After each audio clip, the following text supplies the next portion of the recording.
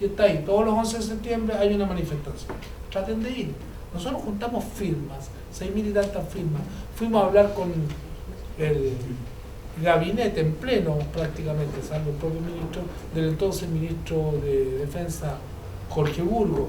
Fuimos a dejar una carta a la moneda, hemos hecho agitación y no pasa nada. No hay voluntad política por parte del pueblo.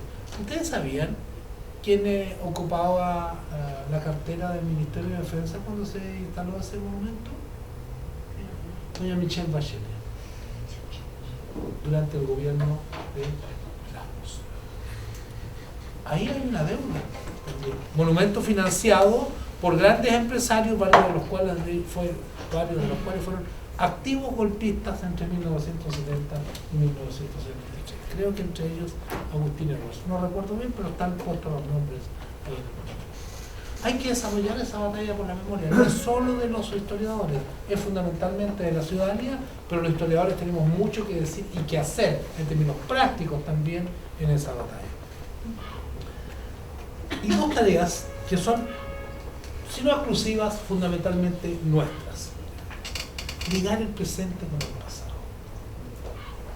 Tal vez para generaciones jóvenes lo que ocurrió bajo la dictadura no les diga mucho, o les diga poco. Es un recuerdo cada vez más lejano. Y dentro de 10, y 15, y 20 años va a ser aún más lejano.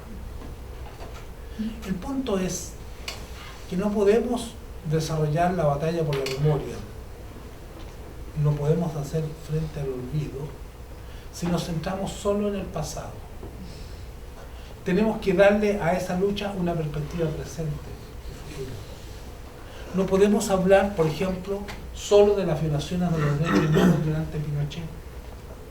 No podemos hacer lo que hace el Museo de la Memoria, que en cierto sentido lo hace muy bien. O sea, es un museo que uno va y queda impactado.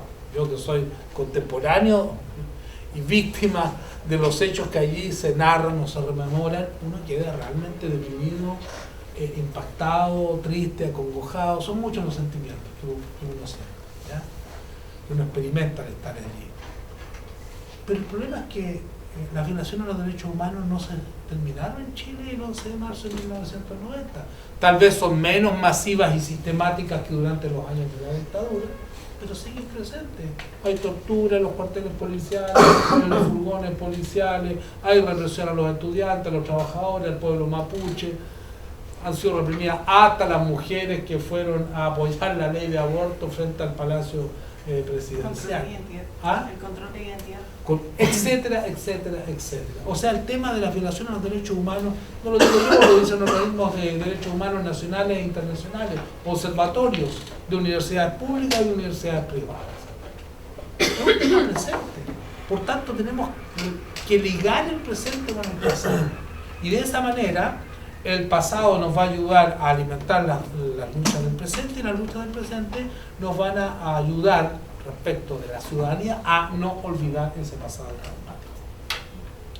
Por lo demás, la historia, entendida como historiografía, es una relación dialéctica entre pasado, presente y futuro. No es un pasado muerto que no tiene nada que ver con nosotros, es un pasado que vive en nuestro presente. Y tercera idea, que se me ocurre así al calor de esta conversación, es que los historiadores, tengo un consejo, ustedes verán si lo toman o no, tenemos que trabajar temas socialmente útiles. Tenemos que rentabilizar, no estoy hablando en el sentido económico, nuestros esfuerzos, en el sentido social y político de nuestros esfuerzos. Tenemos que darle un sentido político a nuestro trabajo historiográfico. Yo sé que no todos los colegas piensan como yo, probablemente somos una minoría de historiadores que pensamos así. Pero créanme, les va a ir incluso mejor como historiadores y como historiadoras si hacen lo que les estoy diciendo. ¿Por qué? Porque la historia que ustedes escriben y reconstruyan le va a decir algo a alguien, le va a servir a alguien para su vida, para mejorar su vida, para sus luchas cotidianas. Y las tesis que ustedes escriban, o los artículos, o los libros, no van a ser textos que solo va a leer un reducido número de especialistas. y a veces de hiperespecialistas en un determinado tema. Estiman cuestiones sociales y políticamente útiles. Y eso no disminuirá el valor académico de lo que ustedes pueden escribir. Así sea escrito con el lenguaje simple, sencillo, que pueda llegar a un gran público de mediana ilustración. Esa es mi experiencia en mi cosa.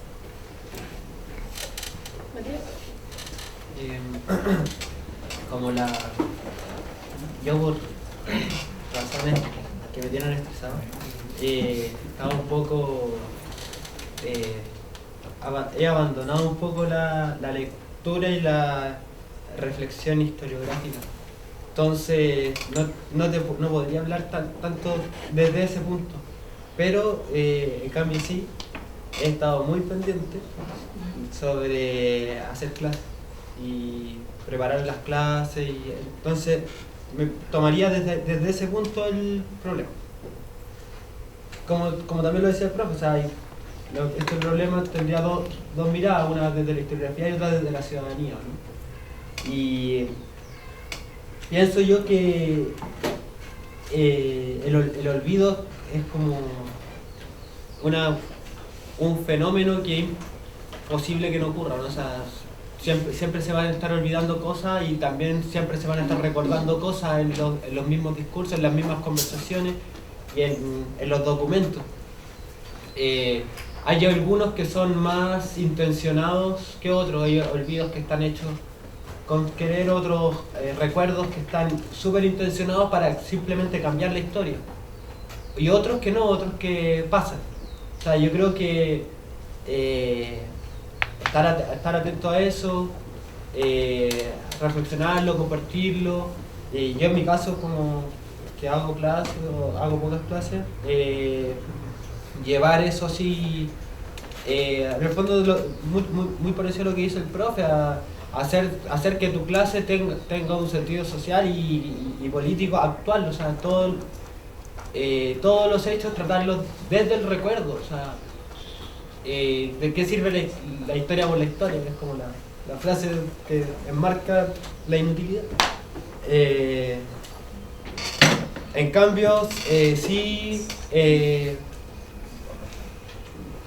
no sé, yo creo que es como meterle humanidad al ejercicio de acordarse de estas cosas, de los datos. Como, ¿para qué nos vamos a acordar de las cosas? Porque sí, o sea, metamos la humanidad, pensemos en los sentimientos y pensemos también en el significado de del pasado para el presente. Y llevar eso en distintas acciones, pues los que pueden a través de su profesión hacerlo, los que otros pues la profesión no lo permite, pero siempre uno seguirá estando ahí como sujeto político activo o como ciudadano, etc. Y yo creo que igual hay un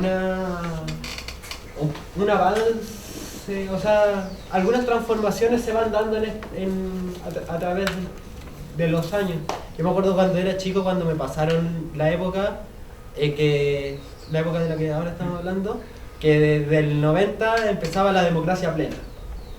Y ahora ya es difícil hablar de la democracia plena, o sea, ¿cómo? ¿De qué me estás hablando? Y ahí, pucha, están pasando un montón de cosas, ¿no? Como desde algunos programas en la tele, los movimientos sociales,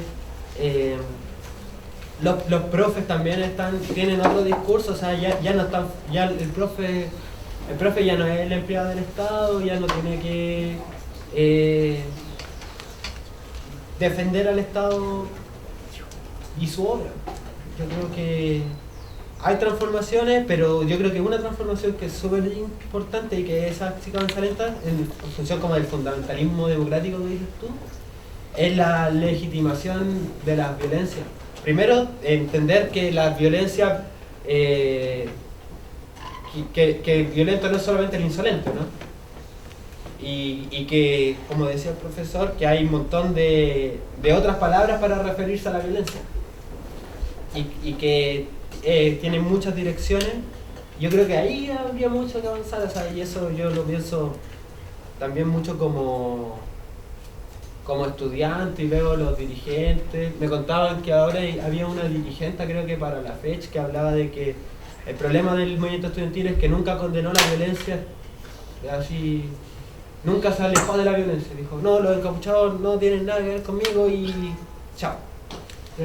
Y que eso es lo que le ha quitado el prestigio, porque según las encuestas parece que el movimiento estudiantil estaba por ahí con la presidenta. Y entonces ahí salió eso. No sé, pues ahí hay un combate por el amor. Bueno, y dentro de la mesa, si es que hay alguna consulta dentro de los mismos expositores, ¿ninguna? Ah, ya. Todo Bueno, es muy claro. entonces damos muchas gracias a los exponentes, que fueron presentaciones súper buenas, y también al público.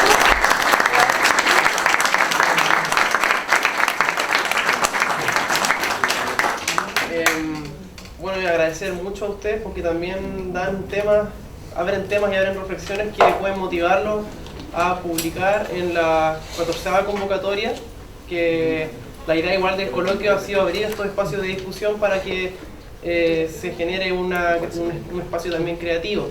Bueno, están los datos en la pantalla, están en todos lados. Para que si desean publicar, se contacten con nosotros. Y eso, muchas gracias por asistir. Ustedes también son protagonistas de estos espacios y los invitamos a formar parte de un vino de honor para celebrar este nuevo ciclo y esta nueva convocatoria que va a finalizar el 25 de noviembre. Muchas gracias.